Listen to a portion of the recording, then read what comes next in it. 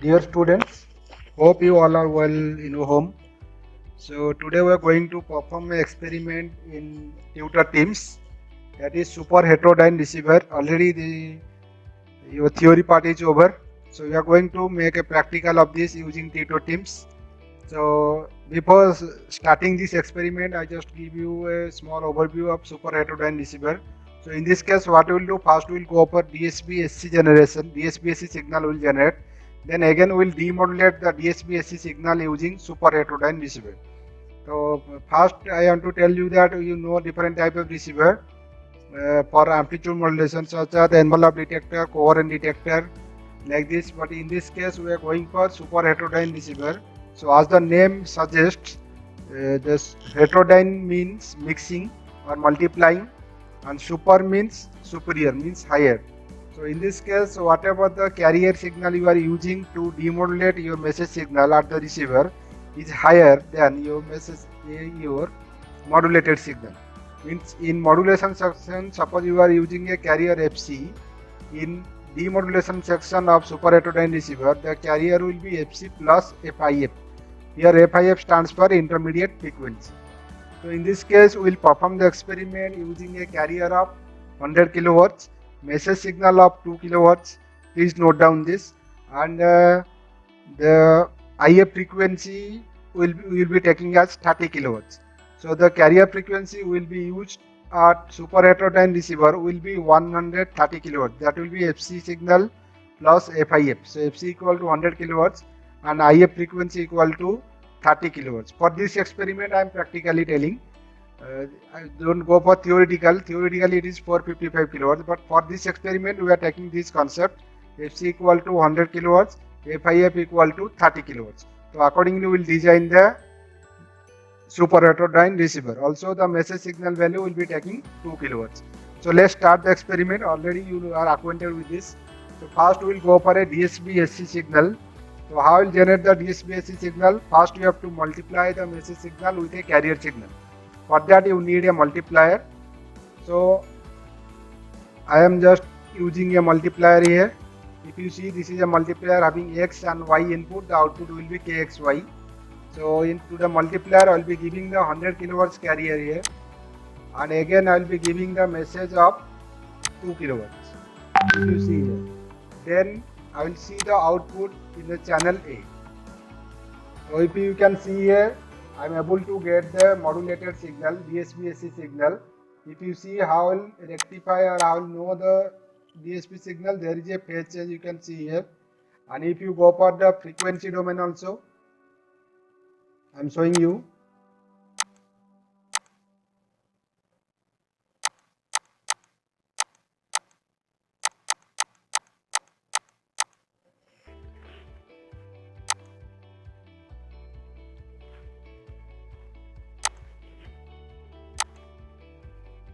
So this is the frequency domain representation. If you go for the frequency domain representation, what are the frequency component you will find? That will be FC plus FM and FC minus FM. Two components you will get. So if you see here, FC equal to 100 kilohertz and FM equal to 2 kilohertz. So if you see this frequency equal to nearly, if you see 97.989 means 98 kilohertz, FC minus FM component, and this is the second component, FC plus FM. That is 102 kilohertz. You can see here. In this section, you can see already you have completed this type of experiment. So now I am getting two component, FC plus FM and FC minus FM. I am only showing you the positive frequency section, negative frequency section we are not showing you. Then what we will do, we have to transmit this signal to a super heterodyne receiver, and again we have to recover the signal using the super heterodyne receiver. So now we will design a super heterodyne receiver. So how will design? If you see a super heterodyne receiver, first section is RF amplifier, radio frequency amplifier. So in this case, I am not going to go for RF amplifier because directly I am going through a simulation. There is no loss. So we will directly go for mixer or multiplier. So first section is mixer or multiplier. Then and that means I have to go for a multiplier here. If you see the multiplier, to this multiplier I have to give the modulated signal. That modulated signal is given through antenna, but in this case we can directly give the modulated signal to the multiplier, and second section that will be connected to the local oscillator. And the local oscillator frequency I already told you, and you also know that the local oscillator frequency equal to Fc plus FIF. That means Fc signal is your 100 kilohertz and FIF you have taken 30 kilohertz. So we will be taking a local oscillator frequency of 130 kilohertz. Practically you can vary it, but in this case we are taking a local oscillator frequency of 130 kilohertz. So how will find the 130 kilohertz? Simply go for a VCO, and you know that VCO gives you a output or a oscillation without giving any input. So I am setting the VCO output at 130 kilohertz. If you see here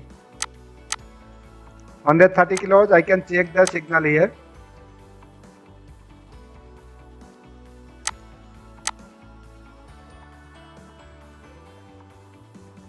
So you can check the property of the signal. The signal is having 130 kilohertz frequency. Also you can see the signal in frequency domain by switching on the frequency mode here. Okay, then what you will do, you have to multiply the signal with the, if you see here I am multiplying the signal with the modulated signal here. So I have to connect it, means this is the local oscillator output and this is the modulated signal output. Then this is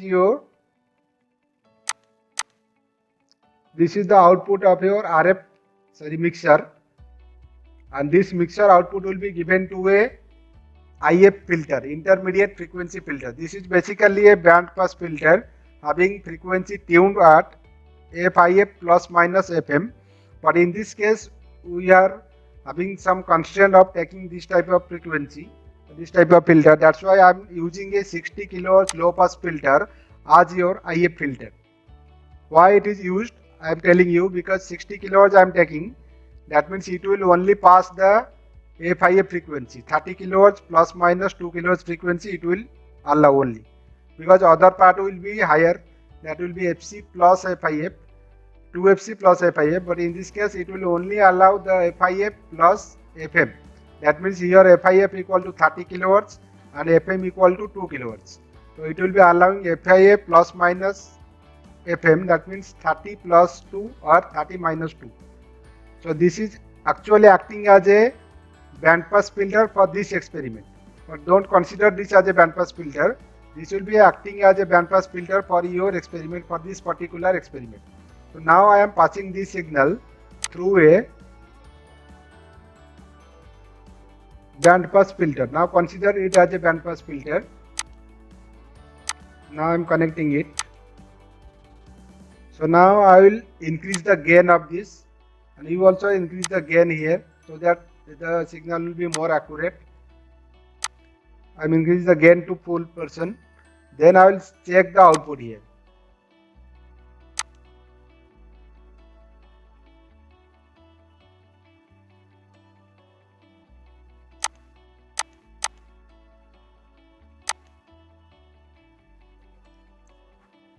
Now if you see here, the signal is now the IF filter output, if you can check here. And actually if you see here, the signal is now, the modulated signal is down converted to a lower frequency range of 30 kHz. Also you can check the frequency here. If you check the frequency here, what will be the output? You just see here. I am just showing you the output in frequency domain. I am just switching off the time domain. If you go for the frequency domain, your IF frequency was 30 kHz. So and your message frequency was 2 kHz. Now the frequency is shifted to 30 minus 2 and 30 plus 2. If you see here, this is 28 kHz and this is 32 kHz. So this is the output of IF amplifier. You can check here. This is the IF output. And see here again how will recover this signal. Either you can use a, in this case you have to use a coherent detection. So for coherent detection, what you need, this is a modulated signal having frequency 30 kHz of carrier frequency and message frequency equal to 2 kHz. So if you want to demodulate it, you need a carrier frequency of 30 kHz again, because you go for coherent detection, you have to go for this coherent detection. So again you need a carrier frequency of 30 kHz to multiply with this and pass through a low pass filter. So how we'll go for the carrier frequency? Just check it here. Directly if you see, you cannot get a 30 kilohertz carrier frequency here. So you have to design a circuit so that you can generate a carrier frequency here. So see here how I am designing a circuit. I am taking a VCO. If you see here, I am taking a VCO here. I am making it the frequency 70 kilohertz and gain to highest level.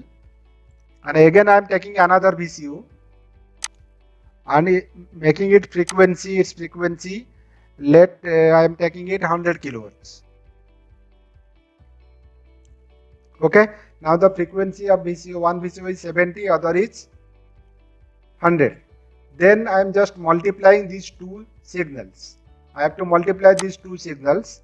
So if I will multiply, I have to connect these two signal to the input of the multiplier, and here the output will be, suppose this is a cosine signal, so the output will be cos A into cos B, that will be cos A plus B plus cos A minus B.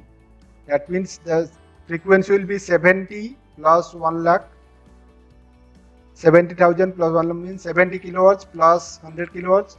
Other frequency will be 70 kilohertz minus 100 kilohertz. So I need this second frequency, that is 30 kilohertz. 100 kilohertz minus 70 kilohertz. 30 kilohertz I need for multiplying this signal with a demodulator here. So what I have to do here? Again I have to pass this signal through a low pass filter. Or if I can use a 60 kilohertz low pass filter, and if I pass this signal through this low pass filter, see here, and I will increase the gain. So what are the inputs fed to this? That is 70 plus or 100 kilohertz plus 70 and 100 kilohertz minus 70. So 100 kilohertz plus 70 is going beyond this low pass filter range, and 100 minus 70, that is 30 kilohertz, that is coming under this low pass filter. So only the 100 minus 70 kilohertz frequency, that is 30 kilohertz frequency, will be available at the output. If you see here, I can check the output here.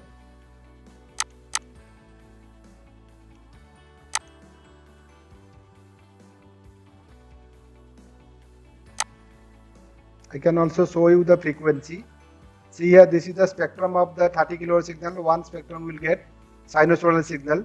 If you see here, this is 30 kilohertz. Now I am able to get a 30 kilohertz output here. That will be used for demodulating the modulator signal available at the IF output. So now I am disconnecting this. Now what I will do, this is the signal, modulator signal available here, having down frequency 30 kilohertz and message frequency equal to 2 kilohertz. Already I have shown you this band pass filter output or IF output previously. Then what I will do, I will again use a multiplier, because I have to go for a coherent detector. Coherent detection means this is a multiplier followed by a low pass filter. So I am using a multiplier again, and again I have to follow with a low pass filter, that I can use a tunable low pass filter.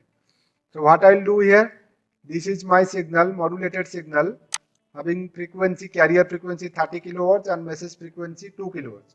So that's why what are the output I will be getting, 30 plus 2 and 30 minus 2, because this is also a DSB-SC type signal. So how I will demodulate it again? I have to use a coherent detector using a multiplier and tunable low pass filter. To the multiplier, what I have given a modulated signal with a carrier frequency of 30 kilohertz, and also if you see here, I have designed a circuit to generate a 30 kilohertz sinusoidal signal here. So if I will take this output equal to 30 kilohertz, I will again feed this to the multiplier. Now what I will do, this is a coherent rate of detection. Again I will give this signal to the tunable low pass filter. I have to connect it and increase the frequency range to slightly more than 2 kilohertz. I can keep it at 3 kilohertz nearly, and I will gain will be switched to full mode, highest gain. Then I will take this output here, and if you see here, this frequency is 2 kilohertz now. You are getting 2 kilohertz. This is the demodulated signal I am getting at the output of the super heterodyne receiver. And again, this is also the time domain representation of signal. And if you can see here, also I have given a signal of 2 kilohertz of the input.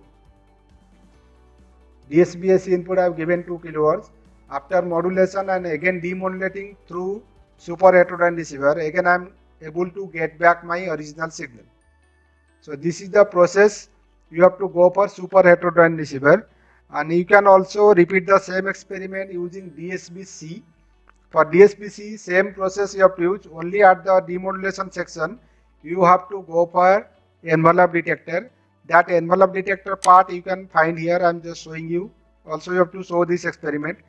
Envelope detector consisting of a diode followed by a low pass filter. So in place of using this total whole section, this six section you are using for demodulation using in coherent detection. But if you are going for DSP-C, you don't need these six sections. You just have to go for utility section. There is a rectifier or rectifier followed by a LPF. You can see here. Either you can use diode plus LPF or rectifier followed by a RC-LPF for demodulation of the DSP-C signal. So in this case, you don't need any coherent type of detection. You can just use this section after this 60 kilohertz low pass filter or after this band pass filter. Basically, this is acting here as a band pass filter. So in place of using this multiplier, tunable, LPF and all these things, you can just use the utility filter to demodulate the DSP-C modulated signal. So thank you. If you have any doubt, you can suggest any changes here, or you can ask your doubts through our Google Classroom group.